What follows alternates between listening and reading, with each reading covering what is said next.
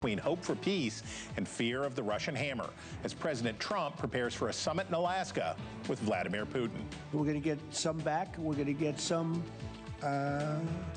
switched. There'll be some swapping of territories. We have a live report from Kyiv and analysis from the president's former lead negotiator to the region, Ambassador Kurt Volker.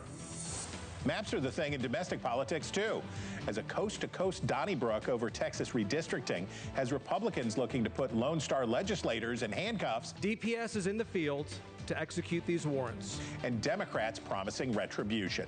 We're talking about emergency measures to respond to what's happening in Texas, and we will nullify what happens in Texas.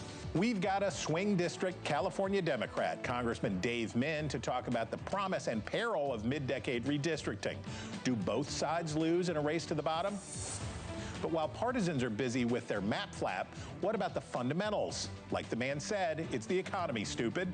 Can a new round of steep tariffs survive a court challenge? And if so, will voters punish the party in power as prices continue to rise? We'll be putting a tariff on of approximately 100% on chips and semiconductors. Wisconsin Republican Derek Van Orton, from a swing district of his own, discusses the GOP tightrope between tariffs and tax cuts.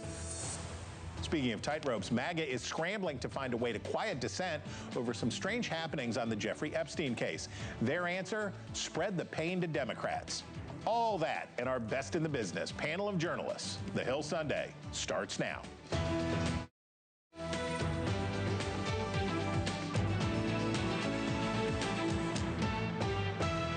Hello from Washington and welcome to the Hill Sunday. I'm Chris Stirewalt. On Friday, Vladimir Putin is set to meet with President Trump in Alaska.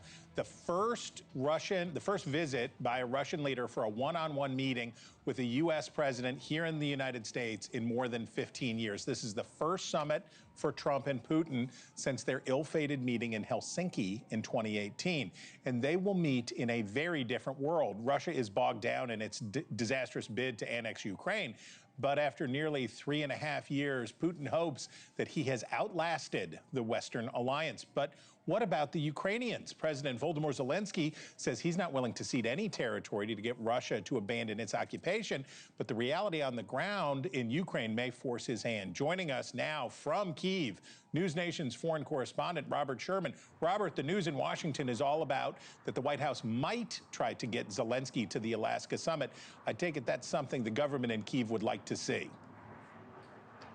Yeah, if this weren't already highly anticipated enough here, Chris, the possibility of this bilat becoming a trilateral meeting, certainly something that is garnering the attention of people across the globe here, because at this juncture here, already a big enough headline with Russian President Vladimir Putin and President Trump scheduled to meet face-to-face in Alaska on Friday. But the big question here from the Ukrainians is, what say do they have in the matter? Kyiv wants a seat at the negotiating table. You've heard that from Ukrainian President Volodymyr Zelensky, especially with the way that President Trump has talked about getting this deal across the finish line with the likelihood of needing a so-called swapping of territories here. From the Ukrainian perspective, that's swapping territory that they believe is rightfully theirs in exchange for territory that they also believe is rightfully theirs. And the Europeans backing up the Ukrainians, saying that they believe that Ukraine should be included in this. This was a statement that was put out by the European leadership that is over here. I want to read that for you. It says, quote, "We agree that these vital interests include the need for robust and credible security guarantees that enable Ukraine to effectively defend its sovereignty and territorial integrity. Ukraine has the freedom of choice over its own destiny. Meaningful negotiations can only take place in the context of a ceasefire or reduction of hostilities. The path to peace in Ukraine cannot be decided without Ukraine."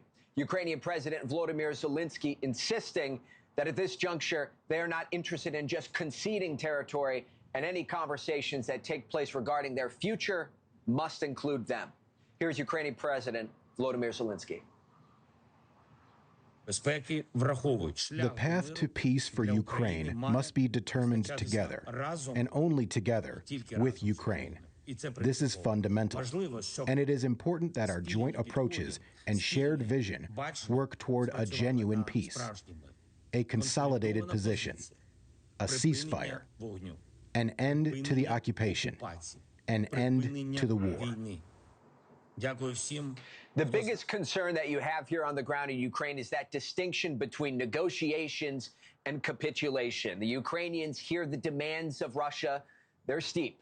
No NATO membership, demilitarization in large aspects, and a big one is conceding territory even beyond the front lines, places that Russia doesn't even occupy right now. That's why the Ukrainians say they want a seat at this negotiating table in order to discuss their future. The coming days will determine if the Ukrainian president gets that invite. Chris? Robert, thanks so much for all the great reporting on this, and we look forward to all you're going to tell us as we ramp up to this big summit on Friday. Appreciate you. With us now, Congressman Derek Van Orton, Republican from Wisconsin and member of the House Armed Services Committee. Congressman, thanks for being with us. So, from your way of thinking, what should Ukraine be willing to give up? What should their price for peace be here? Well, it needs to be reasonable, it needs to be rational, and it needs to be sooner rather than later. So the Ukrainian government has to understand that unilaterally they are incapable of defeating Russia. They also have to understand that NATO is not directly involved in this conflict, nor shall it be directly involved in this conflict, because we do not want World War III. So I would encourage President Zelensky to do some real soul searching and look at the practical application of what he's trying to achieve, and that is a free and prosperous Ukraine. And really what we're just talking about now is of what size. Okay, so it's not whether, it's how much. That's correct. And so now listen, Ukraine is going to have to be able to have some type of security agreement. The United States of America and the rest of the free world should help Vladimir Putin understand that this is unacceptable, and we should be involved in some type of bilateral or multilateral security agreement with the Ukrainian government. Absolutely. Vladimir Putin is a war criminal. I'm not making any excuses for Putin at all, but Ukraine has to be able to function as a society, and that includes free commerce with the rest of the world, and Russia needs to be punished for these horrible actions that they've taken over the last couple of years. Okay. On a different kind of international affairs, President Trump is touting billions of dollars in tariff revenue flowing into federal coffers as his latest round of import taxes take effect. Since imposing an initial round of 10% baseline tariffs on most goods in April, the Treasury has collected more than $100 billion in revenue. Treasury Secretary Scott Bessent says it could be more than $300 billion in all this year. That's a big bite out of the economy. Some in your party suggest a tariff rebate to soften the blow. Others want to use the money to cool down our red-hot deficit. What do you think should become of that money? Well, first and foremost, I think the American industries that have been affected by this horrible trade environment set by the Biden administration need to be made whole. So if our farmers are hurting because we can't export stuff, if our manufacturers are hurting because we can't import stuff, they need to be compensated from these tariffs. These monies should be going to American industries to make sure that they remain vital throughout this really difficult time. We've got to understand, President Trump is in the process of reordering the entire global trade system, and that's going to be painful, and I understand that, and there's a lot of angst going out with our American companies. But here's what the folks around the world need to understand. Donald Trump is the most America-first president in the history of our country, maybe besides George Washington, because he made America. And if President Trump is willing to have it be very uncomfortable for some of our folks here in the United States, imagine what he's going to do to you. So I'm encouraging all of our partners around the world. We don't want a trade war with anybody. You better get on board. You better set a level playing field for our American manufacturers and our farmers, or we're going to destroy you utterly. All right, speaking of agriculture, you've brought home the bacon. You've secured millions in spending projects for your state, for your district. But Democrats in Washington, here in Washington, are threatening a shutdown over Republican rescission efforts in which monies appropriated by Congress are cut away using a sort of procedural end around in the Senate where you don't need the same vote threshold. Can you kind of at least see their argument about the money they fought for their own districts? No. Hey, listen, 77 million Americans voted for Donald Trump. 1.7 million Wisconsinites voted for Donald Trump. He's the president of the United States. We held the House. We won the Senate. We won. And Republicans need to start acting like winners.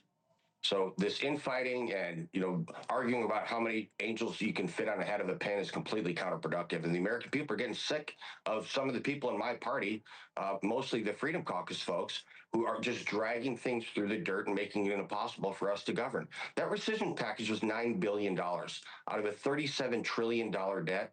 That package was anemic. It certainly was. And it was a way for the administration to test the waters. And so we've got to get on board. If you're wearing a jersey with an R on it, you're a Republican. And that means you're a team player. And if you're not, get off the team. Go somewhere else. Get your own talk show. Be a social media influencer. But the American public voted us into office to legislate and govern. And that's what we're trying to do.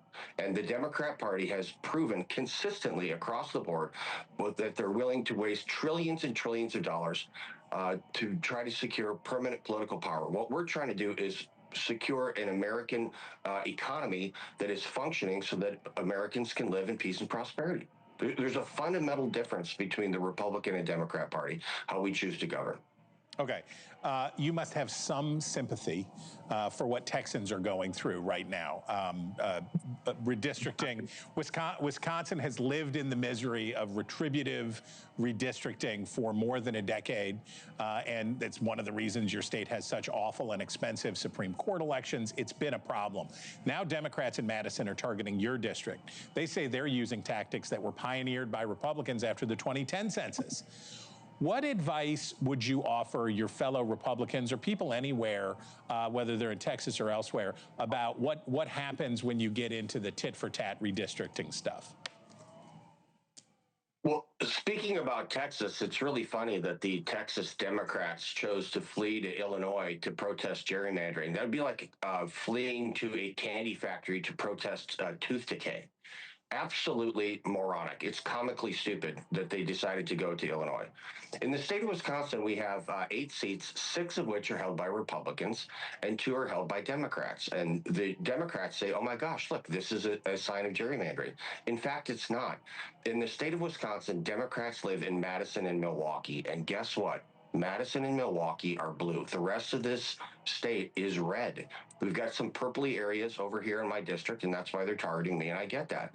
And, on the whole composition of a congressional district, I live in a area that is, about 52% Republican Democrat. It kind of bounces back and forth. And what that forces me to do is to legislate and to listen to all of my constituents and act on the behalf of all of my constituents. So I don't care what political party you're affiliated with, as long as what you're doing. If you're bringing me good ideas, we can work with them. If you're bringing me bad ideas, we're going to try to fix them.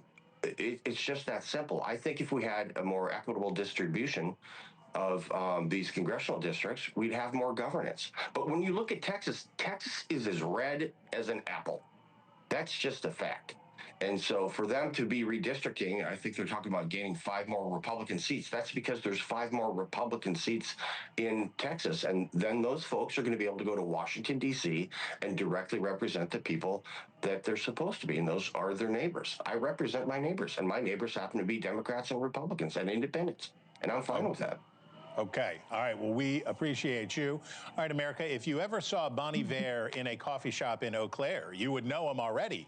But if you don't, there he is, Congressman Derek Van Orton. We thank you.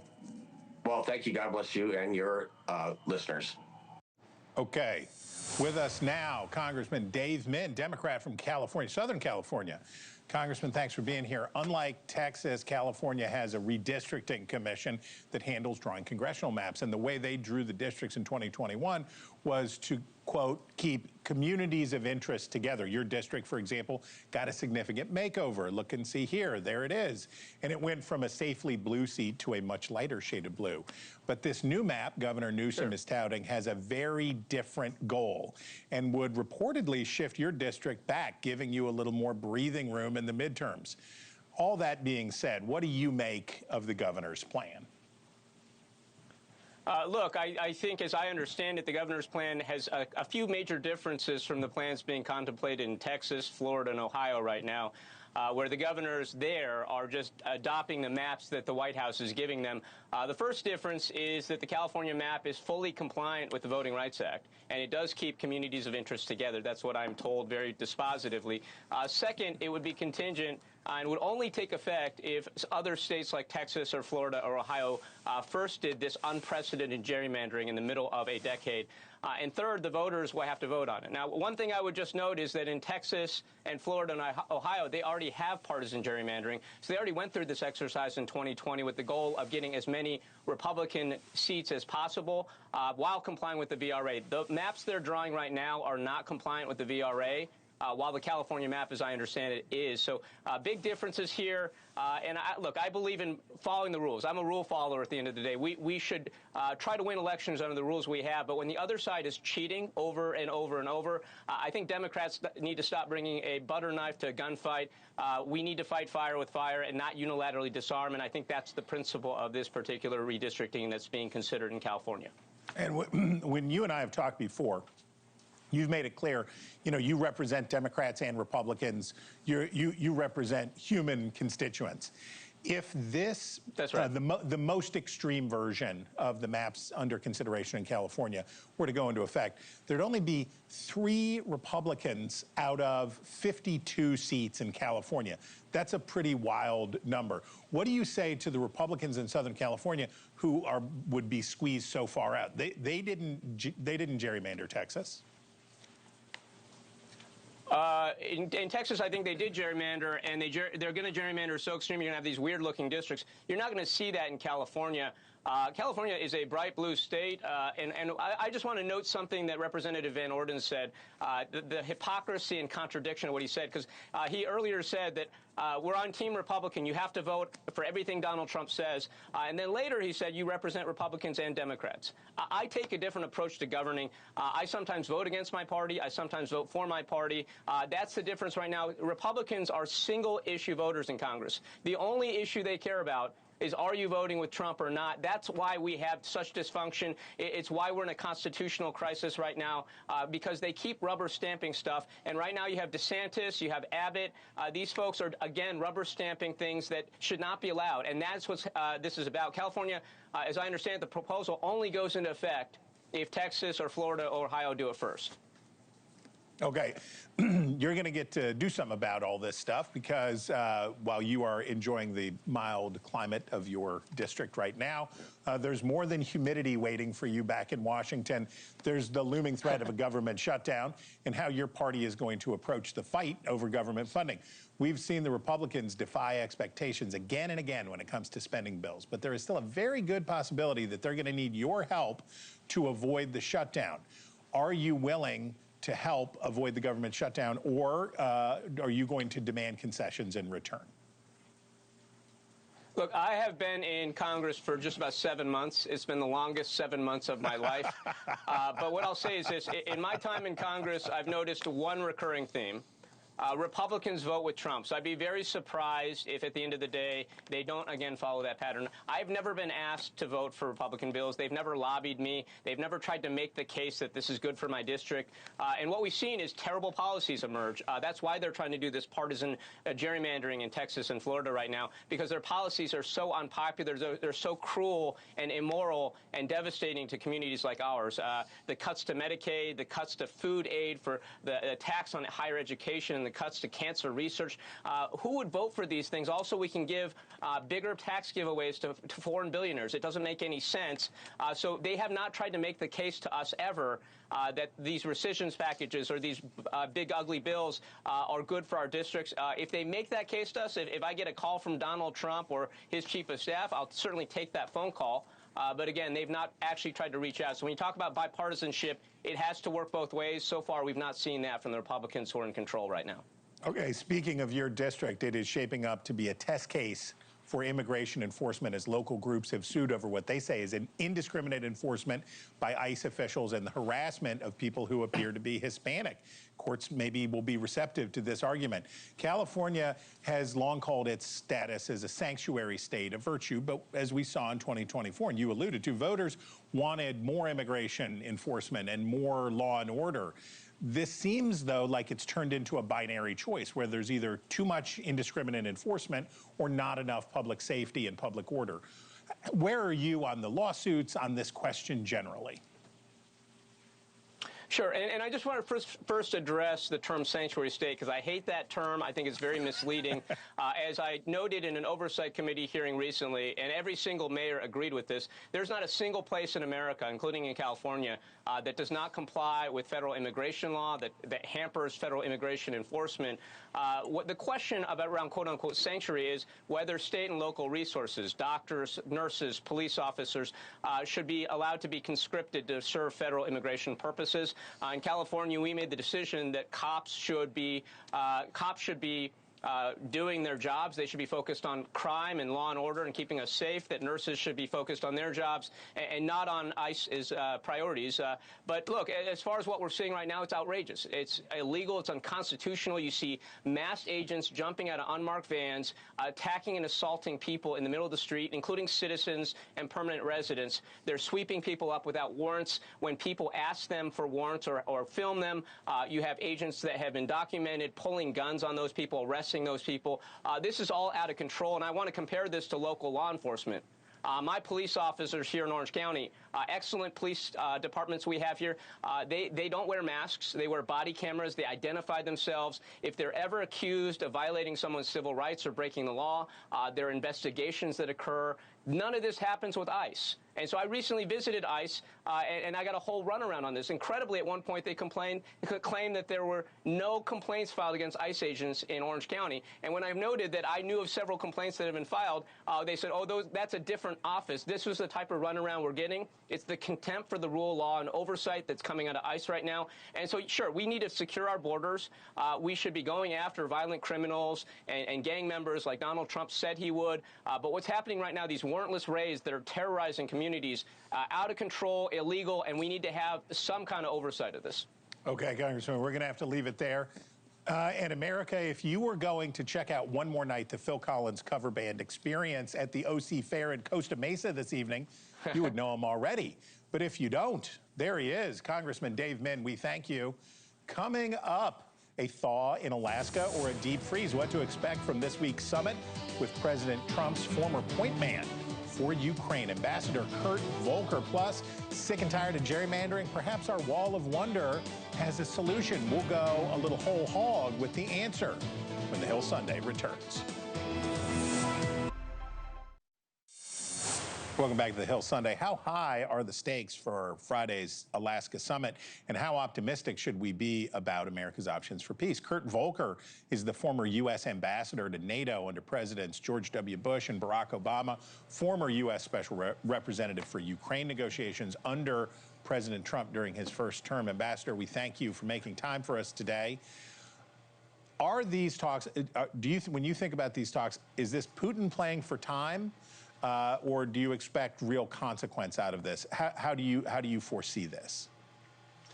Yeah, so far this is just Putin playing for time. You remember that President Trump had set a deadline for very tough tariffs and sanctions, secondary sanctions, which expired on Friday. It was originally 50 days, then 10 days, and then what has Putin done? He hasn't given anything at all. He hasn't agreed to a ceasefire. His demands, the proposal that he put forward, are basically to keep everything that he's got and get even more given to him. So there's no movement on Putin's part at all. And this is just a way for him to say, okay, let's have another show. Let's do something else. Let's have a meeting. And it's still not producing any results because he still feels he can continue this war. Okay, NATO has been coordinating regular deliveries of large weapons packages to Ukraine. It seems to really be flowing. Most of those weapons have been bought from the United States.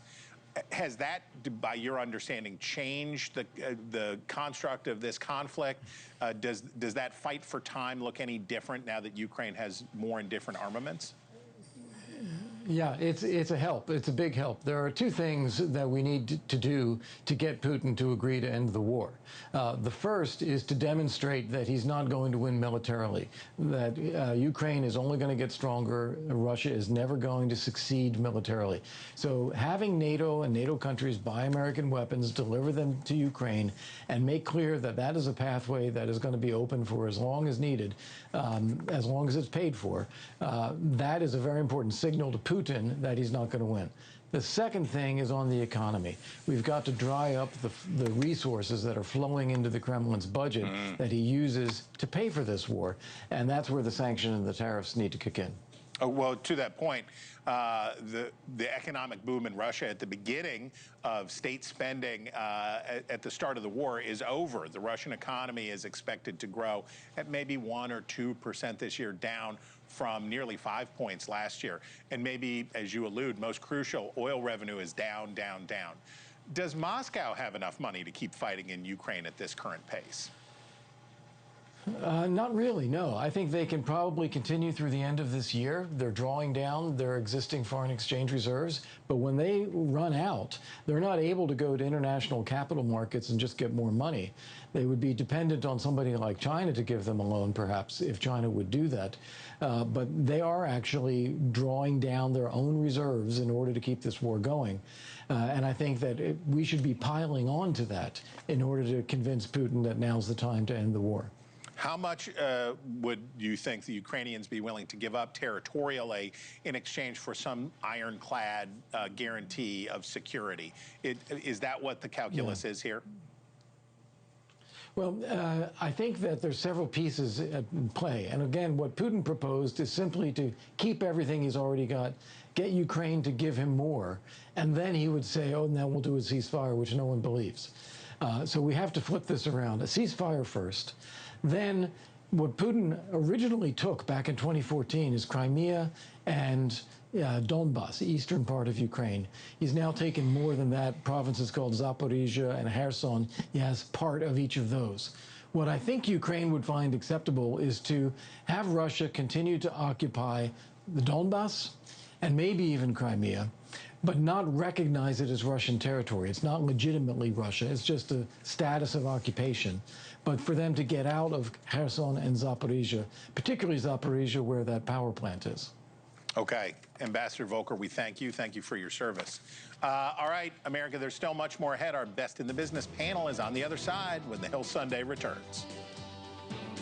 Every weeknight on NewsNation, Blake Berman brings you the biggest stories from the top newsmakers in Washington. This is how it all breaks down. Let me show you. He threatens, he pulls back, he puts more deadlines in. That's called uncertainty. Let's go broad here for a second. The goal here is what? The truth. NewsNation's The Hill, weeknights at 6, 5 Central. News for all Americans. .com. Welcome back. Joining us now is our Best in the Business panel of journalists. Tyler Pager, he's a White House correspondent for the New York Times. Sabrina Siddiqui is national politics reporter for the Wall Street Journal.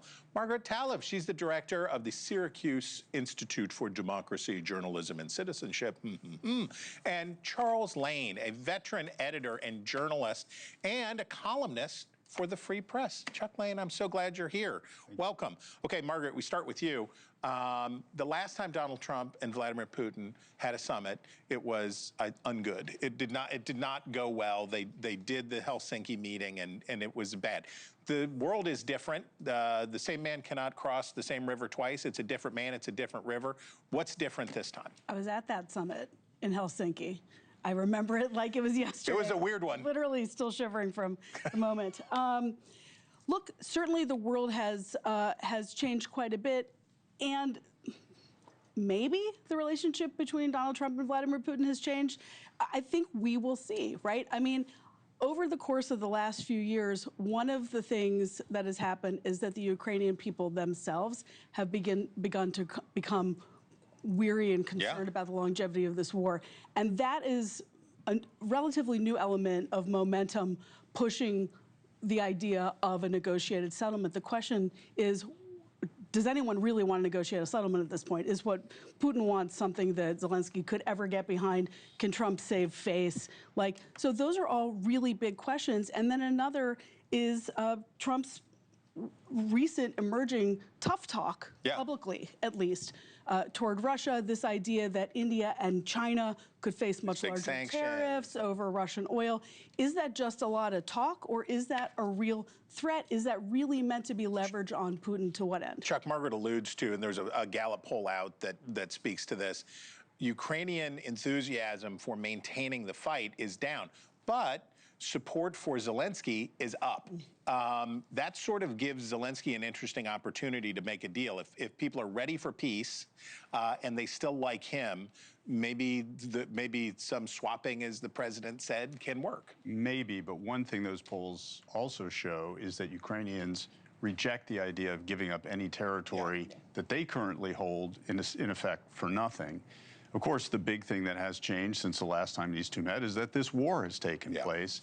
And Putin, I think, has played his cards very brilliantly this last week. He was about to get sanctioned by Trump, and he got Trump to put off the deadline by arranging this summit in return for really nothing more than a kind of gaseous promise of a deal that nobody really considers acceptable. So the real problem this raises is this all going to turn into a big trap where Putin, love bombs Trump and maneuvers him into a position where he's then putting more pressure on Ukraine to do something that would be not only wrong, but a very unstable peace. And that was probably the Helsinki problem, too, right? That Trump came out of behind closed doors and totally enraptured. Okay, Tyler, in your new book, and this is a book plug. This is a transparent, naked book plug. 2024: How Trump Retook the White House and the Democrats Lost America. One of the ways that defined the election was what Republicans called lawfare, but certainly a lot of the election was litigated in the courts. Donald Trump's multiple criminal prosecutions, civil prosecutions. Well, the revenge tour, baby, is real. And the Justice Department going after Letitia James, they're going after Adam Schiff, they're going. This is something polls continue to tell us voters don't want. They didn't like it with Democrats. They don't like it with Donald Trump. Is there any consideration here for Republicans about the backlash to the backlash? I mean, I think this is what Donald Trump animated Donald Trump's campaign. You mentioned the book. I'll mention the book again. One of the key hinge points in the election was the FBI search of Mar-a-Lago, which prompted and really crystallized Donald Trump's decision to run again. So this idea of the Justice Department and it prosecuting him formed the core of what prompted this race again. And so this is what Donald Trump ran on, this idea of a retribution campaign. I think it is only beginning. We saw the early steps of the pardoning of the January 6th defendants. We're seeing Tish James and Adam Schiff. There is a long list of people that Donald Trump wants to take retribution on.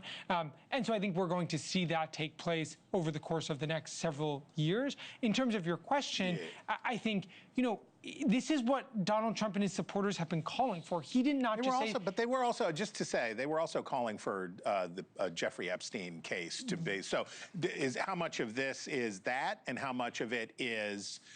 how much of it is what you describe, and how much of it is stop talking about Jeffrey Epstein, we're going to shoot Barack Obama into the sun? Yeah, I mean, it is obviously he wants to change the subject from Jeffrey Epstein. That is readily apparent. He has said that many times to reporters. Whether or not this is enough to change the subject, I think people can think about two things at once. They can be satisfied with some of the actions of the Justice Department right now and also still be frustrated with the lack of information about Jeffrey Epstein. Sabrina, the president initially said, we're going to have some short-term pain from tariffs. We're going to have some tariffs, and it's going to be painful, but then we're going to come right back, and it's going to be better than ever.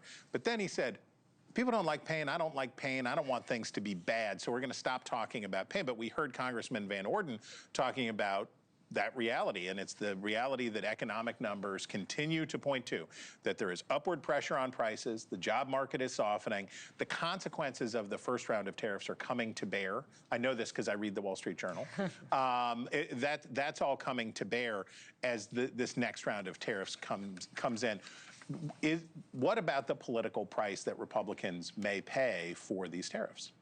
Well, I think that's precisely the predicament that the Trump administration is going to have to contend with. They understandably and expectedly are focusing on the revenue they say that these tariffs are bringing into the country that they say will go toward paying down the federal budget deficit, these rebate checks for Americans. Or free money, yes, exactly. Neither of which have materialized as of yet. But the reality is when we talk to economists, what they say is that higher prices are inevitable, right? Because the cost of these tariffs are going to be borne by exporters overseas, U.S. businesses who are importing goods, and then the American consumer. Because ultimately, so far, the companies may be bearing the brunt of some of these import costs, but they will pass those along to the consumer. Inflation was already up in July. It's expected to increase further. And, you know, as you said, there's been a few months of disappointing jobs numbers. Ultimately, this will probably increase, you know, in terms of, it'll affect job security and also slow down hiring. Now, you know, I think obviously as you look into midterms, because Trump has always touted the economy as his strength, that's always a, you know, an issue where Americans have tended to give him higher marks than Democrats. This is a real political liability if they're going to the store and they're still seeing higher prices. And who do they blame? Whoever is in office. First it was President Biden, but now you can't blame Biden. It's going to be President Trump. Midterms are a referendum on the party in power. We should talk about that. That's good, because coming up, instead of fighting over how to cut up the congressional pie, what if we just added more slices? We will take it to the Wonder Wall when the Hill Sunday returns.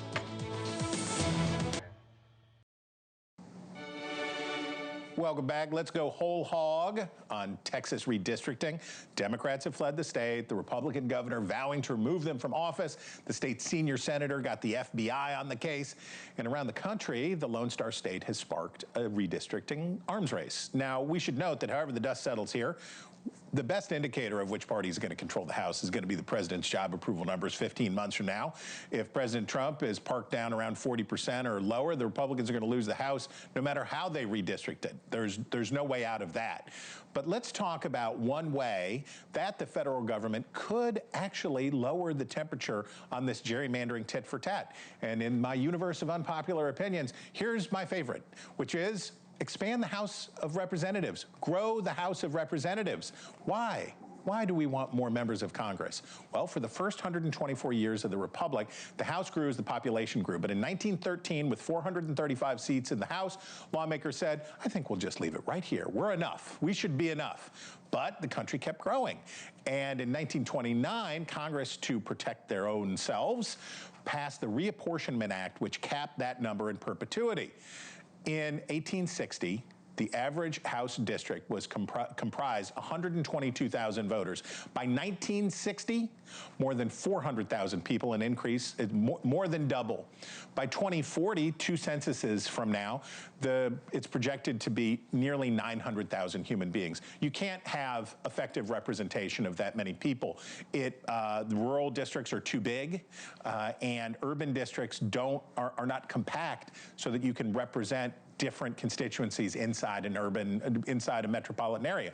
You need more districts. You have to have them. And those are all good reasons to do it. But the best reason that Americans should want the House of Representatives to grow is that you lower the temperature on redistricting because there are just more districts, right? Each gerrymander becomes less valuable. And that's super important, right? Because if there are more competitive districts, maybe more competitive districts would mean a less polarized politics. Our politics aren't just polar. We don't just have too few swing districts because our politics are polarized. Our polarized politics are also a result of having too few swing districts. Just saying, maybe we'd see fewer antics like the ones we're seeing today.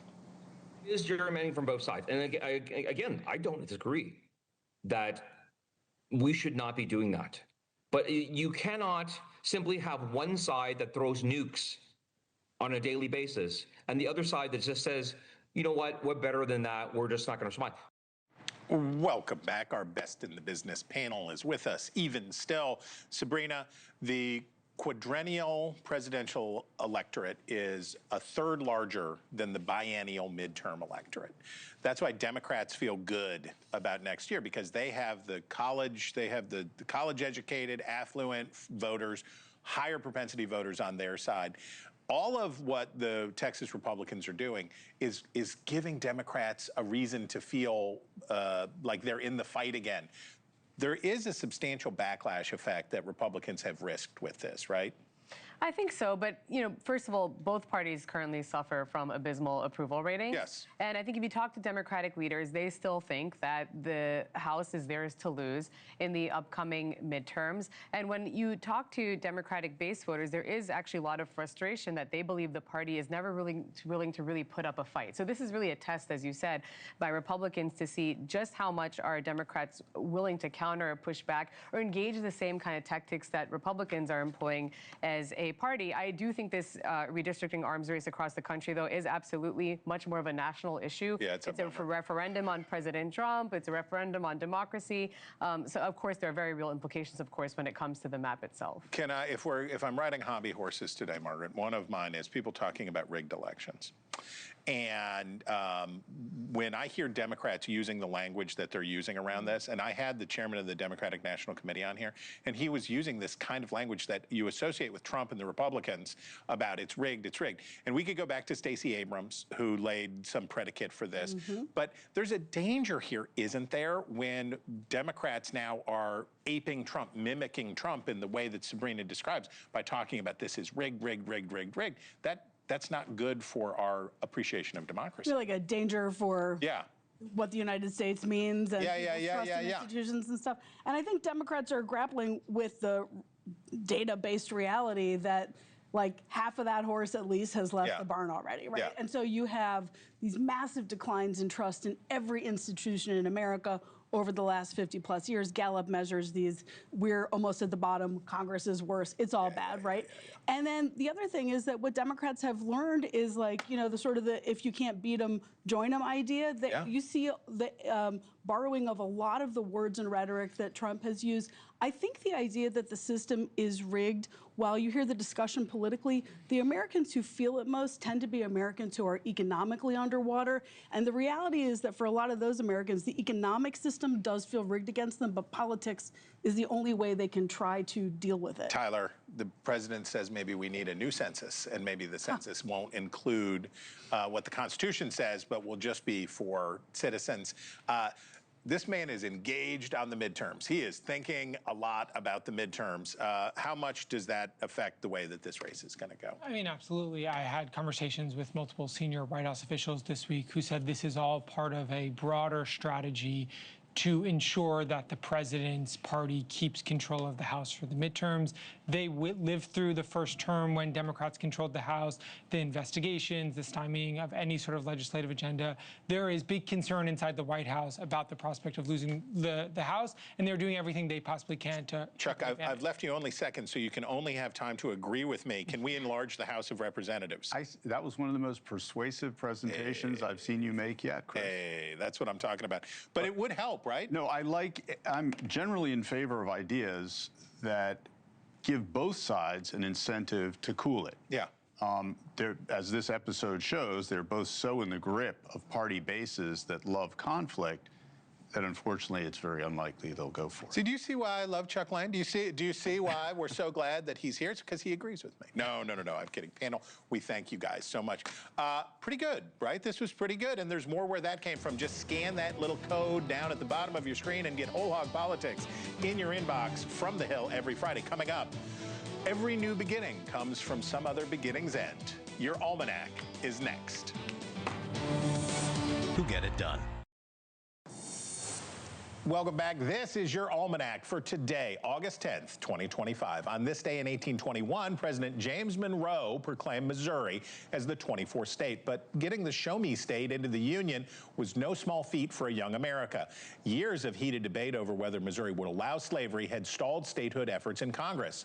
Thus was born the Missouri Compromise, admitting Missouri and Maine while literally drawing the lines for the eventual Civil War. Missouri ended up being key to the Union's success and, as it prospered, gave birth to a new leader, the 33rd President Harry Truman, born in the small town of Lamar. After service in the First World War and running a haberdashery in Kansas City, he went to Congress and then became FDR's third vice president. After only 82 days on the job, Roosevelt died, leaving the man from Missouri a nation to lead and a world war to confront. Only 4 months into his presidency, Truman oversaw the atomic bombings of Japan, a decisive move that would prompt the empire to accept terms of an unconditional surrender. But as history would have it, news of that surrender first arrived at the Oval Office 80 years ago today, August 10th. While America rejoiced at the end of an era, one state celebrated its own beginnings and the leader it had raised. So whatever problems you're confronting this week, we hope you give them hell. Until next time.